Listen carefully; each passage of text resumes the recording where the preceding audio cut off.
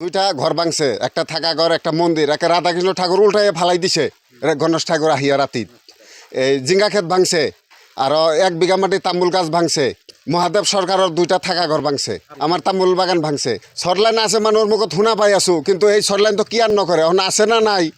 ইয়াতকৈ উন্নত সরলাইন লাগে, এটাই আমার সরকারের অনুরোধ জানাই আছো। একদম গাঁৱৰ তো সবেই জনাই আছে, কিন্তু তাও তো উন্নত সরলাইনটো নাহে। সব ক্যান্ডিডেটে সব পার্টির পৰা আহি আগতেই প্ৰতিশ্ৰুতি দেয়, আমি বিষ্ণুপুরের সমস্যা সমাধান কৰিম, হেন কৰিম তেন কৰিম, একোই নাই। ইলেকশন গেলে নাই, এতিয়া খালি বোলে বহুমূলীয়া ভোট দি আমাক জয়যুক্ত কৰক। পাছতে 5 বছৰৰ মাজত কোনো পাৰ্টিৰ খবৰ নাথাকে, কোনো খবৰ নাই। এই যে কালি যে হাতীয়ে ঘৰ ভাঙিল, কি ইমান মিটিং চলি আছে, হেন চলি আছে, একোই খবৰ নাই। খালি বহুমূলীয়া ভোট দিয়ক বুলি কয়।